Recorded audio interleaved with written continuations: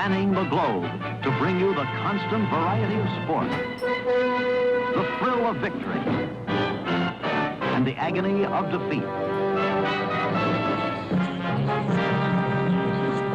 The human drama of athletic competition.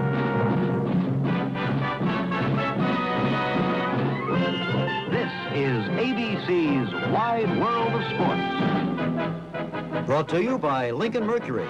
Nobody has more kinds of cars for more kinds of people. See them at the sign of the cat. By Goodyear, makers of the custom Steel Guard radial tire. And by State Farm Mutual. Almost anywhere you live, there's a State Farm agent nearby. Like a good neighbor, State Farm is there.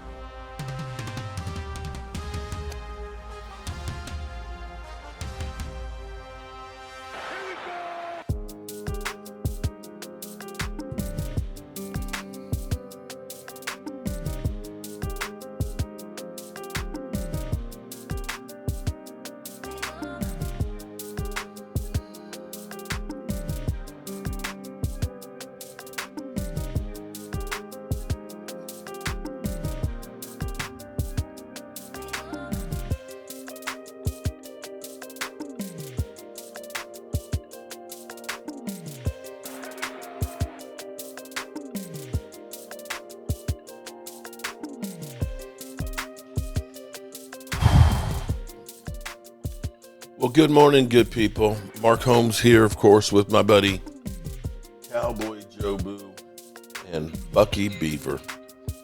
And as always, I want to say thank you all for watching, commenting, subscribing, and being part of the Joe Boo Sports Report. Without you guys, as well as you ladies, you know that this literally does not work.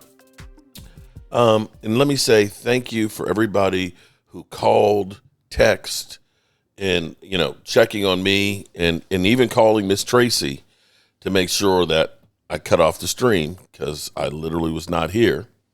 And people were waiting for me to come back because it was rough. It was a rough day, and I guess that will be the last time that I use the Micah Parsons. It's kind of fitting that it starts off with him waving goodbye. And this is another case where the Dallas Cowboys screwed the pooch. I'm not mad at Micah Parsons. I'll be real with you. I am not mad at any player that wants to get out of here. Yes, you can get a lot of publicity. Everybody's going to know your name because you're on the Dallas Cowboys. But is it worth it if what your childhood dream was to win a Super Bowl? Micah Parsons.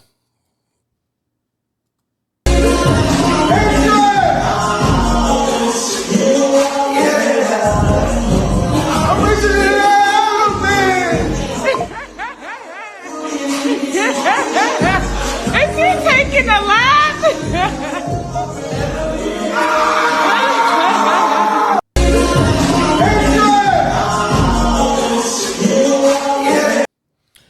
When people ask who won the trade, watch Jerry and Stephen Jones last night try and spin this thing. Last night, I watched till Stephen Jones started talking. Jerry Jones all of a sudden has now had a revelation, forgive me, I'm still hungover, that we have a problem stopping the run, and that pass rush is a problem. Yeah, he can pass rush, but we can't stop the run. So we're going to go ahead and get rid of a generational talent. Here's what I want you to understand here. I want you to understand how inept my Dallas Cowboys are, okay? In the history of drafting, there have been 29 players that have been drafted by a team in their first 4 years make the Pro Bowl. 4 times. 4 years, 4 Pro Bowls plus. 29. Only Micah Parsons will be the one that does not spend the 5th year with their team. This trade, remember when we were interested in Jamal Adams, the Jets got more compensation for Jamal Adams than what the Cowboys got for Micah Parsons. I don't know that anybody in Jamal Adams' years talked about him being a generational talent, about him being a future Hall of Famer, a player that had done something that only one other player had done, which was Reggie White, started a career with 12-plus sacks a year. And for those out there that say, oh, well, he's just a pass rusher,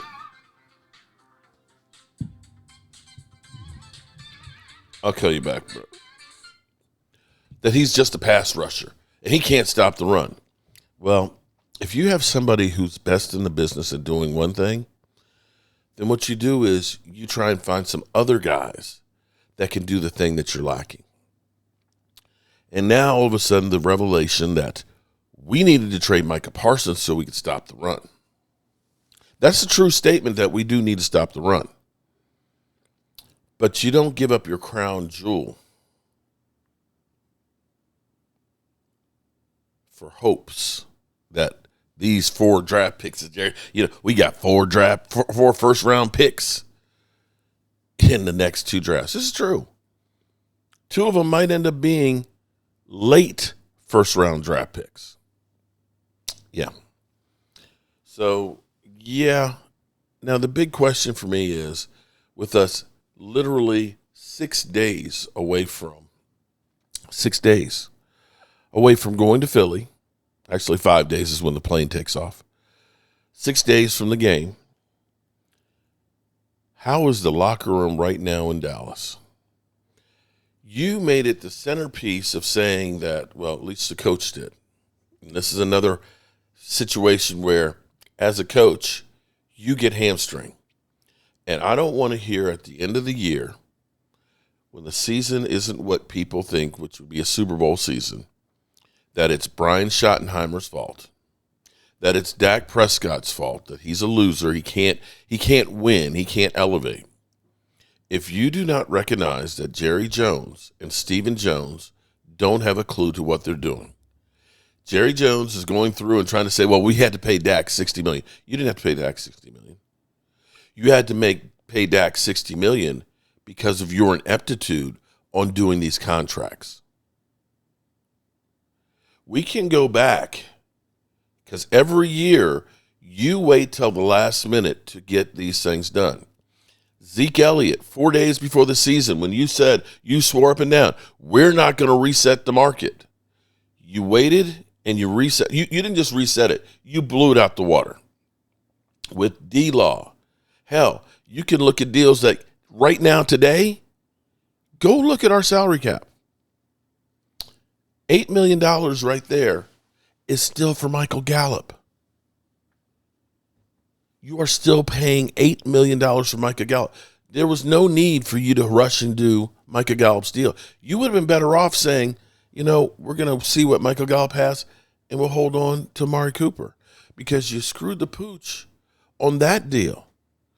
You got a 5th-round pick for a great wide receiver. You then turn around and give up a 4th-round pick for Jonathan Mingo, who's been a first-round bust. And we as Cowboy fans, instead of looking and holding Jerry Jones accountable, not that we can hold him accountable, because he's got FU money, he doesn't care. He doesn't care. And let's be clear here. This move was Amari Cooper 2.0. This was Amari Cooper, I'm pissed off at you. I'm going to send you where you don't want to go, to Cleveland, and screw you over. Now, Micah Parsons, excited about going to Green Bay, but says he's going to still, in the offseason, live in Dallas. It's going to be a little bit of a culture shock, I would say, if you've been to Green Bay before versus being in Dallas. There's not as much to do in Green Bay, and it's cold as in Green Bay. But if you're talking about having a team that wants to be focused on winning, a team that's saying we'll do what it takes to try and become a winner by paying him and getting him. I mean, they're paying him $47 million a year, 4 years. Jerry Jones is still trying to tell you that we gave him an offer for, one of the best in the – no, it's not. But if you had done this a year and a half ago, if you had blown him out of the water and said, we're going to give you $37 million a year, boom, okay. And you'd went to CeeDee Lamb and say, CeeDee, we're going to give you Tyreek Hill money. We're going to pay you $30 million a year, boom. Or if you'd went to Dak and said, Dak, we're going to pay you the same as Cincinnati boy at $55 million, boom. But you wait until the very last minute. Only thing I can hope for right now, the hope that I can have right now for the team is that we take this loss, and this is a big, huge loss, is that this is a learning exercise that on what not to do with contracts. That the team decides maybe it's time to bring in somebody else to help with these contracts and get them done sooner. Work on. We heard that they were talking before Deron Bland and Tyler Smith, that we actually get these things done before the season is over with, before it starts costing us anymore. So that now that we have $41 million, that we actually do start the process of trying to build something else. Now, some people are speculating that this is about drafting Arch Manning. That, you're stacking up the capital to move up to get Arch Manning. Okay, I hear what you're saying. I hear that could be a possibility. But that reminds me of what everybody was saying, tank for Trevor. You remember some years back? The Cowboys should tank for Trevor Lawrence. Or tank for Tua. Okay. I hear what you're saying, but Arch Manning has yet to be a starter in college football. He may end up being like his family. He may end up being great, but he couldn't take the job last year. So there's that. My real question is, and I can't wait to actually see the Cowboys get back on the practice field today, is to hear from the teammates. I would love to be a fly on the locker room wall to hear how those guys are taking this trade 6 days before the season starts. Remember this. Remember this when the Cowboys defense can't stop anybody. Remember who's to blame on that one. Dallas Cowboys move four-time Pro Bowl edge sensation Micah Parsons to Green Bay. In exchange, the Cowboys receive defensive tackle, and he's a good one, Kenny Clark, and not one but 2 first-round picks in 26 and 27. The significant math, Parsons agrees to a 4-year extension, $188 million with the Packers, which includes $136 million in total guarantees, making him the highest-paid non-quarterback in the history of the National Football League. He released a statement which read in part, "I never wanted this chapter to end, but not everything was in my control.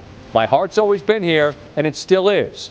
Through it all, I never made any demands. I never asked for anything more than fairness. I only asked that the person I trust to negotiate my contract be part of the process." He's speaking there, of course, about his agent. Jerry Jones responded tonight. This was by design. This is by design. Make Mike an offer. It wasn't acceptable, and I honor the fact that it wasn't done in the way that he wanted to do it through an agent. So he was made an offer. There's not an ounce of vindictiveness. There's no bad feelings on my part about the fact that we didn't come together on an agreement. This trade was not just thought about today. This trade has been going on in our minds and our strategies and being talked about it's been going on all spring. It culminated today, and it came quick, but that's the way things go. I want to be sure that our fans understand. I think a lot of Micah, and I wish him so much success. I don't want him to have success when they play the Cowboys as much as I do want him to have overall success. But Micah Parsons did an outstanding job for us for 4 years. And a little bit of the way Herschel Walker may have had his greatest contribution to the Cowboys, what he brought to us when he left could be a tremendous thing for our fans and the success of this team. In our judgment, this gives us a better chance to be a better team than we have been the last several years since Micah's been here. Not any negative on Micah. But we're trying to get better. We're trying to stop the run and stay in the hunt. In terms of things that were said in the media about the agent, any things like that, is there any things that you would do differently if you were to go back? Oh, no. No, not at all. And nothing at all in terms of regret. If you mentioned, you're asking if I regret. No, I don't regret that at all. I'm very, very excited about the prospects of what we've done for the Cowboys here. I wouldn't have done it. I had total control over being able to have it the other way. So I'm excited. We got what we wanted. Make no mistake about it. We all know we could have signed Micah, but we decided to go with the trade. Always business, never personal. Adam Schefter joins us now, and Adam in Dallas. Between Micah and Jerry, you laid it out for us for the last month. It got personal. How did this thing get so sideways to the point that Micah Parsons is now a Green Bay Packer? I think it goes back to the failed agreement that Jerry Jones thought he had with Micah Parsons in late March when he felt that he had a deal that would pay Micah Parsons on average $40.5 million a year. And after the two sides went their own ways and Micah Parsons brought his agent in, from that moment on, Scott, the two sides never exchanged another offer. And there were people who were saying to me that Jerry Jones is upset enough, we heard him talk publicly, that this had become his Waterloo. He was determined to make sure it turned out how he wanted. And I think as they looked at it, they felt like they could use Micah almost as a chip to address some of the needs that this team had. And Jerry Jones feels like he has a 2025 version of a Herschel Walker trade to try to help turn around the Cowboys. You talk to everyone around the league, Adam. For a player as impactful as Parsons is, like top 3 in the Defensive Player of the Year voting, like 3 times, did Dallas get enough? One NFL executive called me right after and said, we would have offered more. Well, it's a little bit like Luka Doncic when he gets traded from Dallas to the Lakers. All of a sudden, we heard from other teams, we would have beat that offer. And oh, by the way, when Jerry Jones did make the agreement that he had back in the day to buy the Dallas Cowboys, Scott, he shook hands on a deal and paid $150 million for the Dallas Cowboys. Today, Micah Parsons got $188 million from the Green Bay Packers, $38 more million than Jerry Jones paid for the Dallas Cowboys back in the day. Yeah, speaking of American businessmen, Mr. Jones's investment is worth what? What the most recent $13 billion and change? So $12.6 billion. Yeah. He's doing fine on that front, but I mean, look, they still remain. I've been here 25 years. They played in 0 NFC Championship games. Okay, so cool. We talk about them a lot. At some point, it has to translate. I wonder when it ever will. I've been here a while. I'm still waiting. What's your sense of what Dallas does in the short term here? Well, listen, they could have shot Micah before the draft and maybe gotten more assets in return. Yeah, we believe that this is a trade that will help this organization in the short and long term. And the results, we will see how they unfold this season. I think of this. There have been 2 players in NFL history who have had over 12 sacks in each of their first 4 seasons. One was Reggie White. Yeah. The other was Micah Parsons. Micah Parsons now plays for Reggie White's Packers. Right, I connected the same dots. I mean, an NFC East team. He was a free agent, though. That was a little different, but I mean, we know the impact that White had. I'm sure that up in Green Bay, the thought is that he can have that sort of impact among the conversations you're having. Are eyebrows raised? Like, is it that kind of a seismic landing for this Packer defense?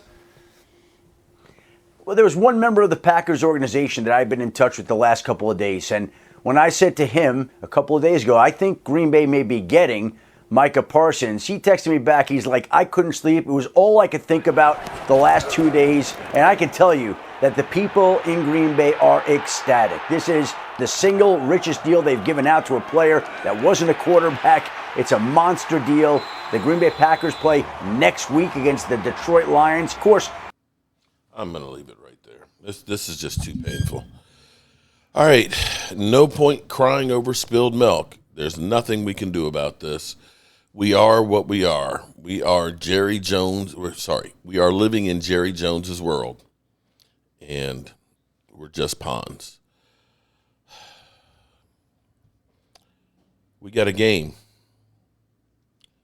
We got a game in 6 days. Let's see how the rest of those guys respond. I can't stand it anymore. I've got to get out of here.